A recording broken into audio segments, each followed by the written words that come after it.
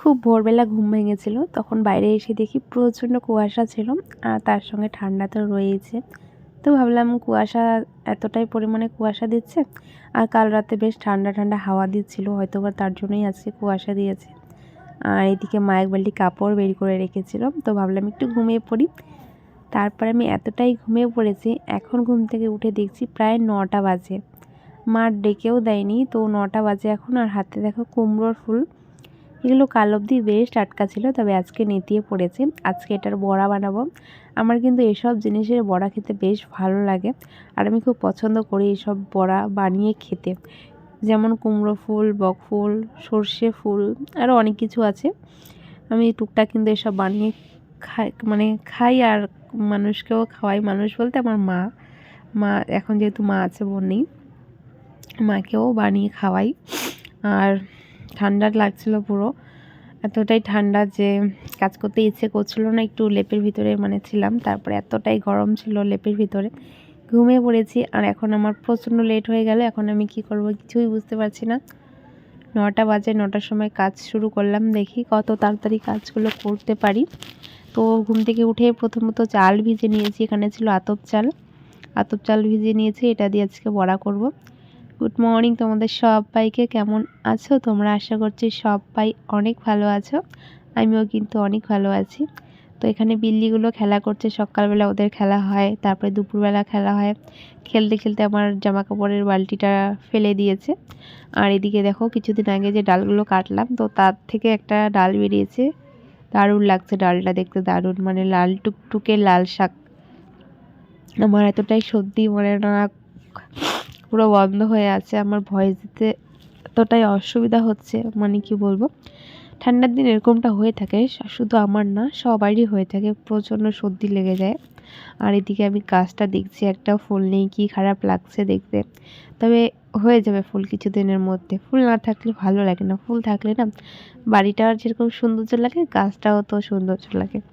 তো ডালগুলো কাটা হয়েছে, তো সেখান থেকে দেখছি কচি পাতা বেরিয়েছে, তবে কড়ি আছে, এখনও ফুল হয়নি, ফুল হবে। কড়ি থেকে ফুলটা হতে টাইম লাগে, তবে ফুল থেকে যে ঝিমড়ে যায় ফুলটা, সেটা টাইম লাগে না, সেটা খুব তাড়াতাড়ি হয়ে যায়।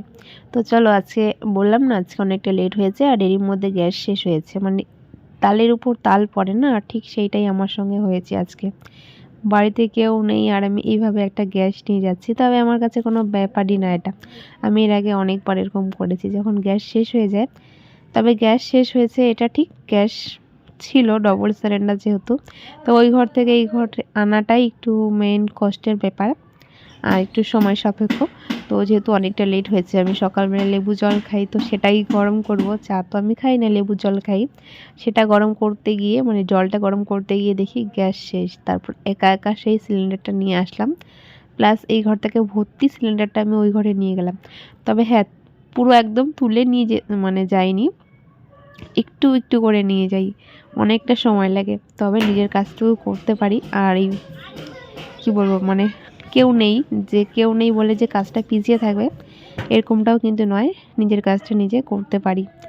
অনেক দিন আগেই শিখেছি নিজের কাজগুলো নিজে করা, যেরকমই পরিস্থিতি হোক না কেন, সেখান থেকে বেরিয়ে আসতে পারবো। তো চলো, আমি ঘরটা ভালো মতো গুছিয়ে নিলাম বলতে, কাল যে মা কাপড়টা আমি ধুয়ে দিয়েছিলাম সেগুলো শোকায়নি, তো সেটা ওভাবেই ছিল। আমি ভেজা কাপড় চাপড় আর ঘরে আনি না, ওই বাইরেই থাকে, তো সেটা একবারে শুকিয়ে যায়, তারপর নিয়ে আসি। তো সেটাই এখন এখানে গুছিয়ে রাখবো আলনাটার মধ্যে। এখানে কিছুদিন আগে অবধি কাপড় জামা একটু কম কম ছিল, তো তখন আমি একটু ঘন ঘন পাতলা পাতলা করে গুছিয়ে রাখতাম, এখন ঘন ঘন করে রাখছি। রাত্রে করে যেহেতু আমি এই ঘরে থাকি, তো ওইখানে তো জানি একটা ব্ল্যাঙ্কেট থাকে সবসময়, সেটা আমাকে রোজ সকালবেলা গুছাতে হয়। রাত্রে আমার একদমই ইচ্ছে করে না গোছাতে, রাত্রে ওই ঘরে মা ডাকে, ওই ঘরে চলে যাই, ওখানে খাওয়া দাওয়া করে ওখানেই ঘুমিয়ে পড়ি। তো তারপরে এখন বিছানাটা গুছিয়ে নেব, আর তার সঙ্গে টুকটাক যা বাসি জামা কাপড় বেরোয় সেগুলো ভাঁজ করে নেব, আর যেগুলো ধোয়া জামা কাপড়, বাসি জামা কাপড়গুলো ভাঁজ করব না, ধোয়া যেই জামা কাপড়গুলো আছে সেগুলো ভাঁজ করে রাখবো। বিছানা চাদরটা বিছিয়েছি, আর কি বলছে যে বিশ্বাস হচ্ছে না নাকি এটা আমি চুল দিয়ে নিয়েছি। আমার ঠাম্মা বলছিল যে বিশ্বাস হচ্ছে না। এখন বিশ্বাস না হলে আমার কাছে কিছু করার নেই, যেহেতু আমি ভিডিও করিনি। তবে হ্যাঁ, এটা ঠিক, এটা আমি চুল দিয়ে নিয়েছি। যদি আবারও কখনো নেই তাহলে আমি ভিডিও করে রাখবো।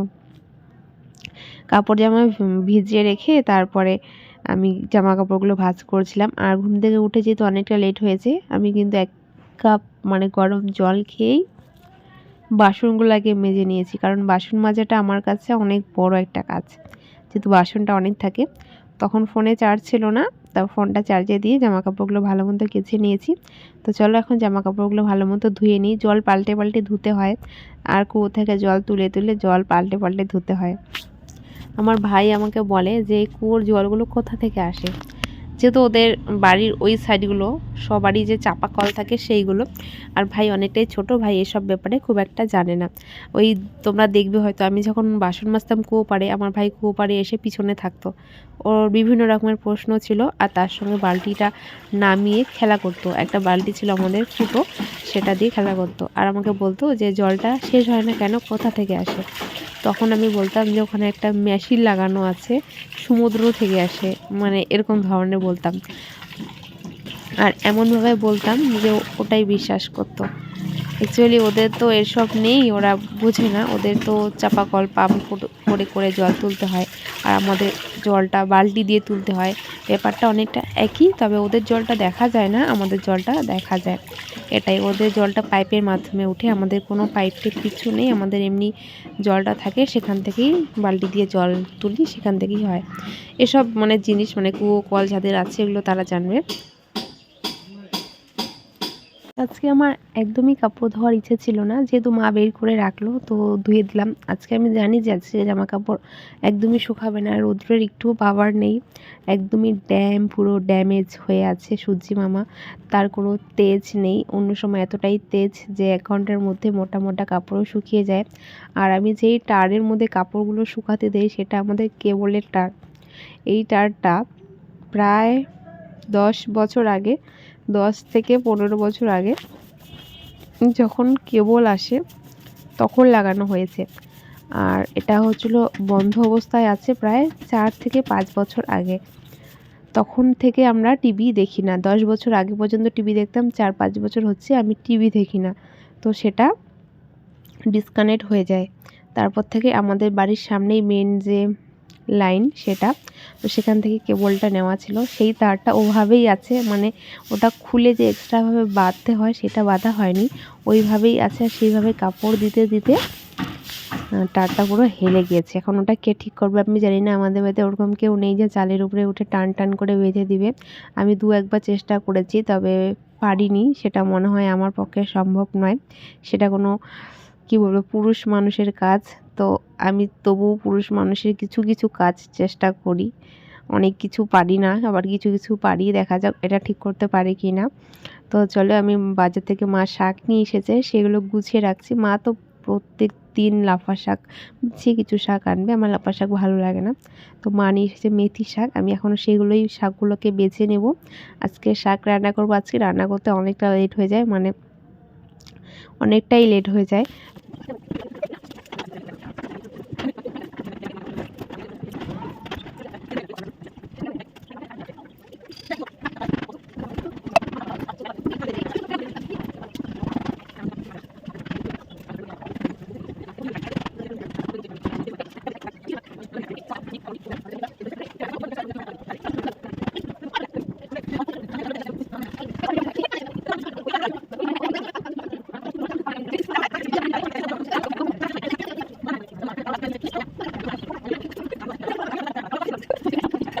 শাক বেছে নিয়েছি।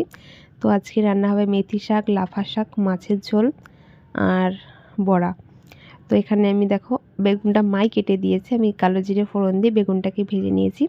আর এদিকে দিয়ে দিলাম একটুখানি, মানে এদিকে একটুখানি রসুন ফোড়ন দিয়ে শাক বসিয়ে দিয়েছি, আর ওদিকে বেগুন ভাজা, মানে দুটো কড়াই একসঙ্গে দুবার 4বার রান্না হয়ে যাবে। তারপরে একবারে ভাত আর গরম জল বসিয়ে দেবো, ঝামেলা শেষ। তারপরে হাত মুখ ধুয়ে পরিষ্কার হয়ে ভাত খেয়ে নেব। তো চলো, আমি এখানে একটুখানি তেল দিয়ে দিলাম, আর তেল দিয়ে যেহেতু একটু তেলটা কম হয়েছে, তারপরে শাকটা দিয়ে দিলাম। শাকে আর লবণ হলুদ কিছু দেয়নি, ওই বেগুন ভাজার সময় যে লবণ হলুদ দিয়েছি সেটা দিয়ে হয়ে গেল। তো আমি চালটা পেস্ট করে নিয়েছি, একদম পুরো পেস্ট করেছি। এখন সেটার মধ্যে একটুখানি কাঁচা লঙ্কা, একটু পেঁয়াজ, হালকা একটু বেসন দিয়েছি আর লবণ, হলুদ, কালো জিরে, ব্যাস এতটুকু দিয়ে ভালো মতো একটা পেস্ট বানিয়ে নিলাম। এরপর ফুলটাকে ভালো মতো কেটে যেটা বাদ দেওয়ার বাদ দিয়ে নিয়েছি, ভালো করে ধুয়ে টুয়ে কড়াইয়ের মধ্যে দিয়ে দিলাম। দারুণ হয়েছে খেতে, দারুণ, মানে কি বলবো, বেসন দিয়েও এতটা ভালো হয় না, চালের গুঁড়ো দিয়ে যতটা ভালো হয়েছে। আমার তো বেশ ভালো লাগলো খেতে। আমি মাকে বললাম বাজারে যদি পায় তাহলে নিয়ে আসবে। যেটা খেতে ভালো লাগে আমি সেটা ভালোই বলি, আর যেটা ভালো লাগে না সেটা বলি যে ভালো হয়নি। তো তারপরে এখানে মাছের ঝোল বানিয়ে নিলাম। এখানে মাছের মাথা ছিল, মাছের মানে একটুখানি ছিল, তো সেটাই একটুখানি বানিয়ে নিয়েছি। আর এখানে আমি দিয়েছি চালের গুঁড়ো, মানে যা ইচ্ছে তাই, যেরকম কিছু বলে না, যা নয় তাই করে রাখি। চালের গুঁড়ো দিয়ে মাছের ঝোল বানিয়েছি, মানে ভাবা যায়। ওই যে পেস্টটা ছিল বললাম, সেটা বেশি হয়ে গেল, ওখানে ঢেলে দিলাম, শেষ অবস্থা শেষ। তারপর এখানে গরম গরম ভাত নিয়ে নিয়েছি, বড়াটা জাস্ট চুমু হয়েছে আমার, মানে আমি বড়াটার প্রেমে পড়ে গেছি, এর আগে এত ভালো লাগেনি। এখানে ছিল বাঁধাকপি, এখানে মেথি শাকটা খেতে ভালো ছিল, একটু তেতো তেতো ছিল। আর এখানে মাছের ঝোল, মায়ের জন্য লাফা শাক। ব্যাস আজকে দুপুরে এতটুকুই খাওয়া দাওয়া ছিল। দুপুরে আমার যেরকম খাওয়া দাওয়ার পর রেস্ট নেই, এরাও খাওয়া দাওয়ার পর রেস্ট নেয়, সবাই সবার মতো, কারোর সঙ্গে কারো বন্ডিং নেই, মানে মিল নেই, সবাই আলাদা আলাদা। দেখো যখন ঠান্ডা লাগবে সবাই এক হয়ে যাবে। সন্ধ্যা হয়ে এসেছে, জামা কাপড় কিন্তু আমার এখনও শোকায়নি। তো চলো আজকের মতো ভিডিওটা এখানে শেষ করছি। তোমাদের সবাইকে গুড নাইট।